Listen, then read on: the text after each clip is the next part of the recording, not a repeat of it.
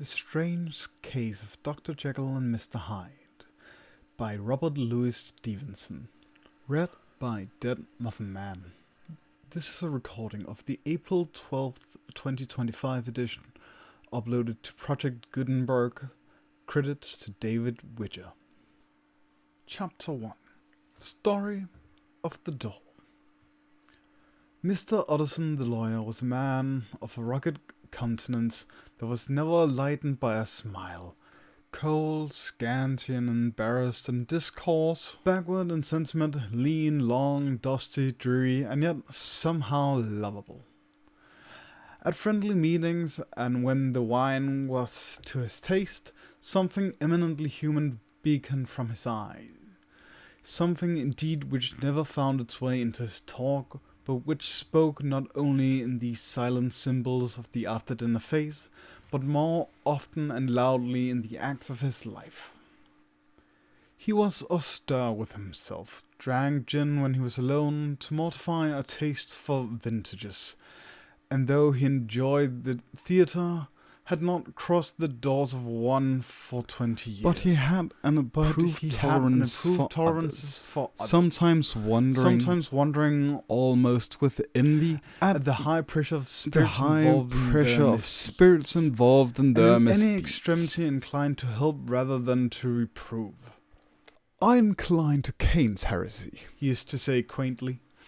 "I let my brother go to the devil in his own way." In this character, it was frequently his fortune to be the last reputable acquaintance and the last good influence in the lives of downgoing men. And to such as these, so long as they came about his chambers, he never marked a shade of change in his demeanour.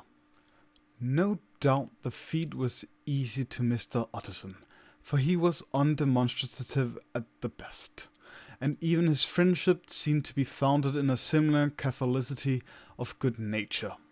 It is the mark of a modest man to accept his friendly circle ready-made from the hands of opportunity, and that was the lawyer's way.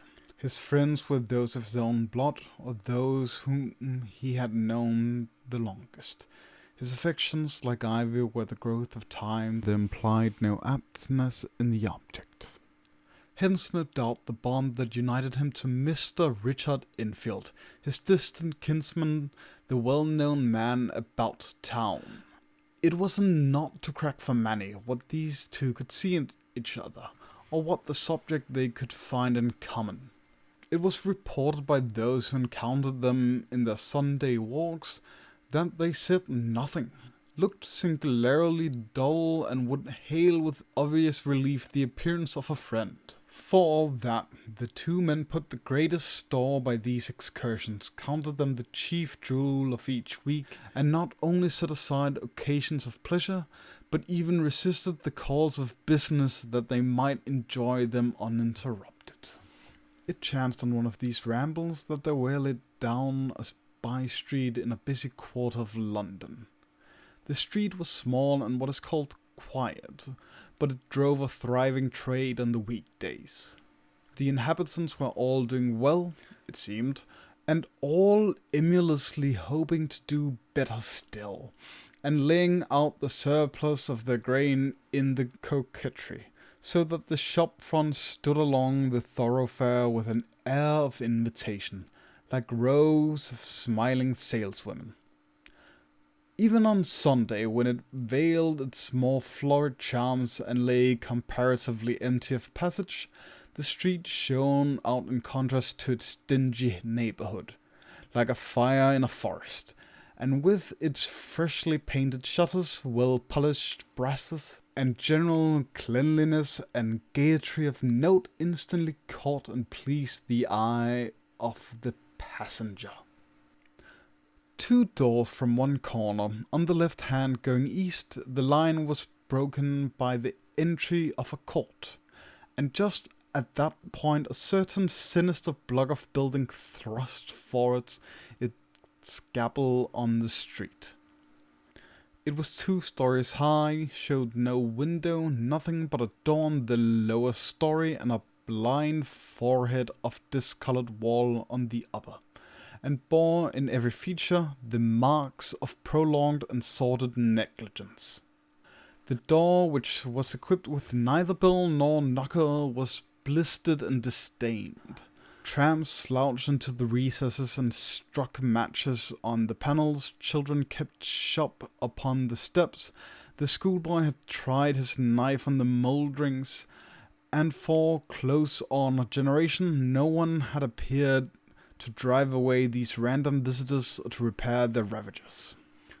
Mr. Ainfield and the lawyer were on the other side of the by-street, but when they came abreast of the entry, the former lifted up his cane and pointed.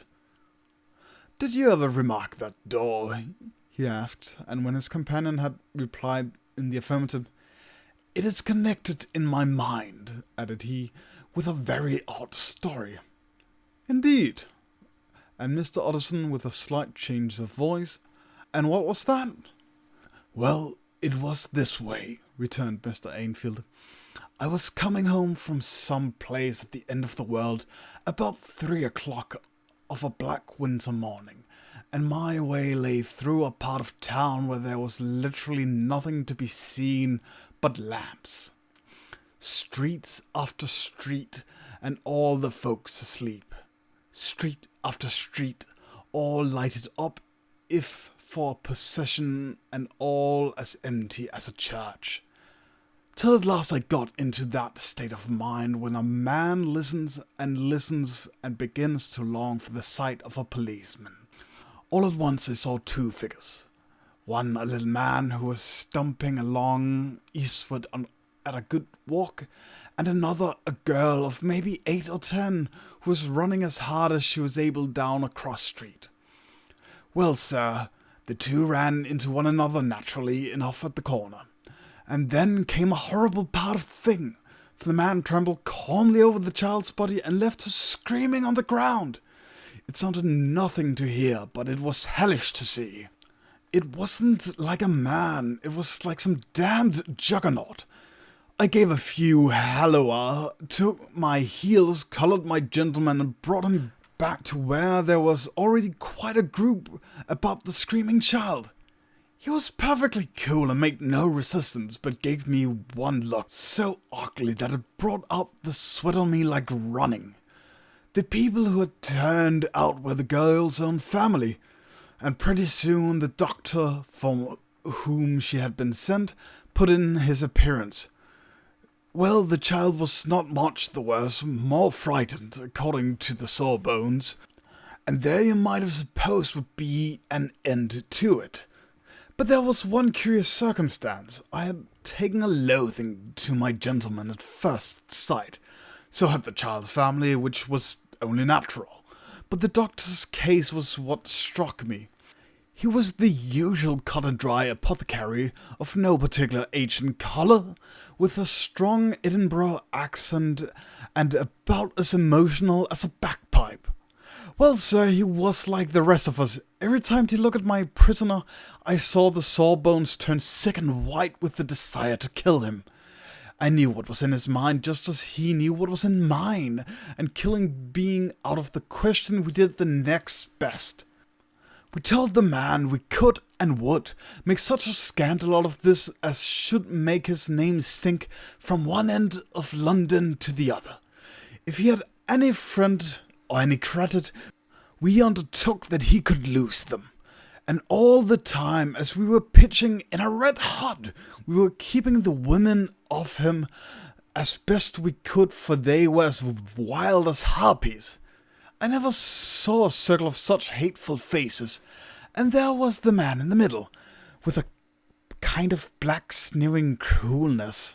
Frightened too, I could see that, but carrying it off, sir, really like Satan. If you choose to make capital out of this incident, he said, I am naturally helpless, no gentleman but wishes to avoid a scene, says he. Name your figure. Well, we screwed him to £100 for the child's family. He would have clearly liked to stick out, but there was something about the lot of us that meant mischief as last he struck. The next thing was to get the money, and where do you think he carried us but to the place with the door? Whipped out a key and went in, and presently came back with a matter of £10 in gold and a cheque for the balance on colts, drawn payable to bearer and signed with a name that I can't mention, though it's one of the points of my story, but it was a name at least very well known and often printed. The figure was stiff, but the signature was good for more than that if it was only genuine. I took the liberty of pointing out to my gentleman that the whole business looked apocryphal, and that a man does not, in real life, walk into a cellar door at 4 in the morning and come out with another man's cheque for close upon £100. But he was quite easy and sneering. "Set your mind at rest," says he. "I will stay with you till the bank's open and cash the cheque myself." So we all set off, the doctor and the child's father, and our friend and myself, and passed the rest of the night in my chambers, and the next day, when we had breakfasted, went in a body to the bank. I gave in the cheque myself, and said I had every reason to believe it was a forgery. Not a bit of it. The cheque was genuine. "Tut, tut," said Mr. Utterson. "I see you feel as I do," said Mr. Enfield. "Yes, it's a bad story, for my man was a fellow that nobody could have to do with. A really damnable man, and the person that drew the cheque is the very pink of proprieties, celebrated too, and, what makes it worse, one of your fellows who do what they call good. Blackmail, I suppose, an honest man paying through the nose for some of the capers of his youth. Blackmail House is what I call the place with the door in consequence. Though even that, you know, is far from explaining all," he added, and with the words fell into a vein of musing. From this he was recalled by Mr. Utterson asking rather suddenly, "And you don't know if the drawer of the cheque lives there?" "A likely place, isn't it?" returned Mr. Enfield. "But I happen to have noticed his address. He lives in some square or other."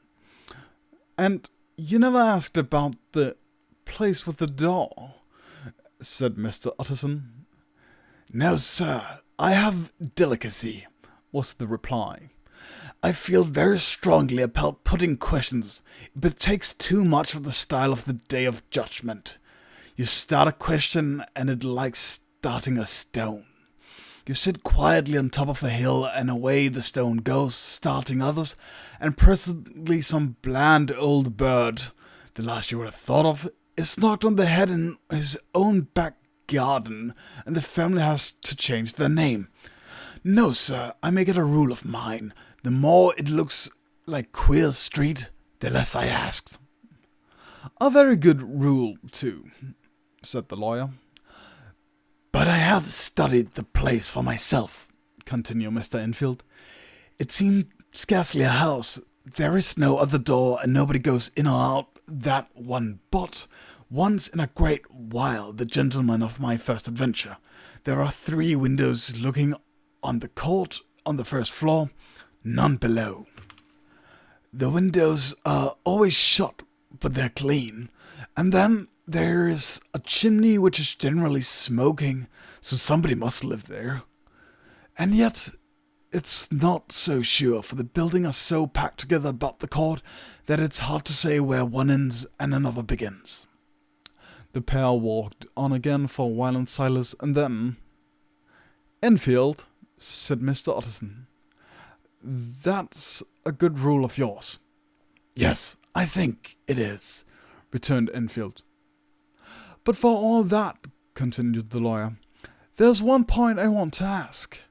I want to ask the name of the man who walked over the child." "Well," said Mr. Enfield, "I can't see what harm it would do. It was a man of the name of Hyde." Said Mr. Utterson. "What sort of man is he to see?" He's not easy to describe. There's something wrong with his appearance. Something displeasing. Something downright detestable. I never saw a man I so disliked, and yet I scarce know why. He must be deformed somewhere. He gives a strong feel of deformity, although I can't specify the point. He's an extraordinary looking man, and yet I really can name nothing out of the way. No, sir, I make no hand of it. I can't describe him. And it's not a want of memory, for I declare I can see him this moment. Mr. Utterson walked some way in silence and obviously under a weight of consideration. "You are sure he used a key?" he inquired at last. "My dear sir," began Enfield, surprised out of himself. "Yes, I know," said Ed Utterson.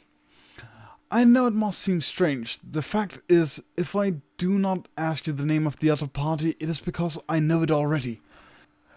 You see, Richard, your tale has gone home. If you have been inexact at any point, you had better correct it." "I think you might have warned me," returned the other with a touch of sullenness. "But I have been pedantically exact, as you call it. The fellow had a key, and what's more, he has it still. I saw him use it not a week ago." Mr. Utterson sighed deeply, but said never a word, and the young man presently resumed. "Here is a lesson to say nothing," said he. "I am ashamed of my long tongue. Let us make a bargain to never refer to this again." "With all my heart," said the lawyer. "I shake on that, Richard."